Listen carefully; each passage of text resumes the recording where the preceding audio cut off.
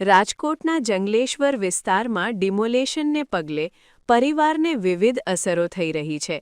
તેમાં તેના સંતાનો જે પ્રાથમિક શિક્ષણ મેળવે છે તેને અસર થઈ છે. બીજે રહેવા જવાથી હવે શિક્ષણ માટે ચાલુ વર્ષની પરીક્ષા આપવા સંદર્ભે શિક્ષણ સમિતિએ તમામ માઇક્રો પ્લાનિંગ કરેલ છે. બાળક શિક્ષણથી વંચિત ન રહે તે પ્રકારે વ્યવસ્થા કરવામાં આવેલ છે. જંગલેશ્વરના ડિમોલેશનના પગલે 1400 જેટલા અંદાજે પરિવારો અને એ પરિવારના નાના સંતાનો જંગલેશ્વર વિસ્તારમાં જ આવેલી શાળા નંબર 70 જે જર્જરિત અવસ્થામાં હોવાથી ત્યાંના બાળકો છે શાળા નંબર 73માં હાલ ભણી રહ્યા છે. જે કાંઈ પ્રક્રિયા થઈ એને કારણે બાળકોને મુશ્કેલી થશે કે નહીં એ જાણવાનો અમે પ્રયાસ કર્યો અને શિક્ષણ સમિતિ સંચાલિત જે કોર્પોરેશનની 100 શાળા છે એ પૈકી આ 70 નંબરની શાળા જંગલેશ્વરમાં આવેલી છે અને એની બાજુમાં જ શાળા નંબર 73 આવેલી છે. આપણે સીધી શાસનાધિકારી જેઠવા સાહેબ સાથે વાત કરીશું.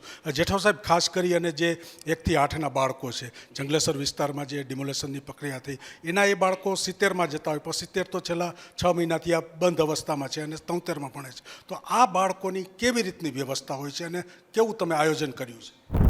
એ બાળકો તો ખરા જ, એ ઉપરાંત પણ જે અન્ય કોઈ બાળકોને ઇફેક્ટ થઈ હોય તો એ તમામ બાળકો માટે અમે માઇક્રો પ્લાનિંગ કરેલું છે અને આ પ્રકારના જે બાળકો છે એનું અમે સ્કેનિંગ પણ કરીશું અને એમનું ફોલોઅપ પણ લેશું અને એક પણ બાળકના ભવિષ્યને અસર ન થાય કે ડ્રોપ આઉટ એક પણ બાળક ન થાય તે મુજબનું અને આરટીના નિયમો સાથેનું અમારું માઇક્રો પ્લાનિંગ છે.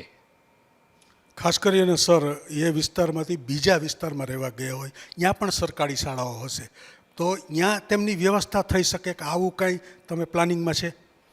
હા, એમની ચોક્કસ વ્યવસ્થા થઈ શકે. જે વિસ્તારમાં વાલીઓ ત્યાંથી સ્થળાંતર કરીને ગયેલા હશે ત્યાં પણ એમને નજીકની સરકારી શાળાની અંદર પ્રવેશ આપી અને એમનું વર્ષ છે એ રેગ્યુલર ચાલે એ મુજબનું આયોજન છે. ખૂબ જ સારી વાત કરી જેઠવા સાહેબે. તમામ પ્રકારનું આયોજન પૂર્ણ કરી દીધેલ છે. એક પણ બાળકનું ભવિષ્ય ન બગડે એવી નગર પ્રાથમિક શિક્ષણ સમિતિ શાસનાધિકારીની કચેરી દ્વારા આયોજન કરેલ છે.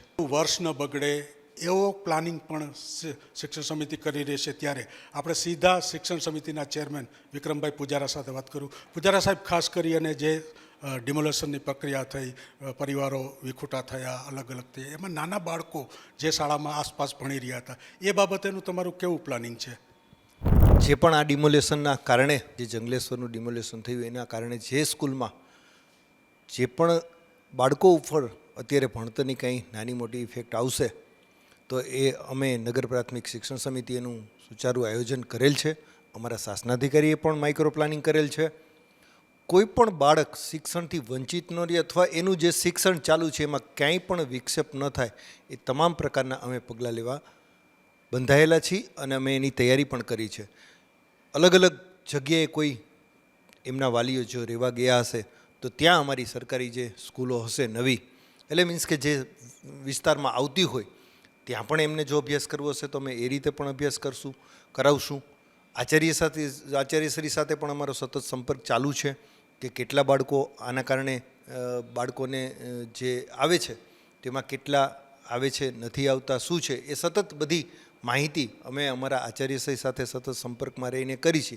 અને જે બાળકોના વાલીઓ સાથે જે પણ કંઈ મુશ્કેલી હશે તો એમાં આચાર્ય અમને જે ધ્યાન દોરશે એનું અમે ત્વરિત પગલાં લઈ અને આ બાળકોના શિક્ષણમાં કંઈ પણ જાતની તકલીફ ન થાય એનું સંપૂર્ણપણે ધ્યાન રાખીશું. ખૂબ જ સારી વાત કરી. શિક્ષણ સમિતિ દ્વારા ડિમોલેશનના પગલે બાળકોને અસર ન થાય એવું ફૂલ પ્રૂફ પ્લાનિંગ કરેલ છે. એક બાળકનું વરસ ન બગડે એવું પણ સુંદર આયોજન કર્યું છે. ત્યારે જો કોઈ વાલીઓને આ બાબતે કંઈ પણ પ્રશ્ન હોય તો પણ કંઈ મુશ્કેલી હોય તો પણ શાસનાધિકારી કે શાળાના આચાર્યનો સીધો સંપર્ક કરી શકે છે. આવી પણ વાત એ ચેરમેનશ્રીએ કરી.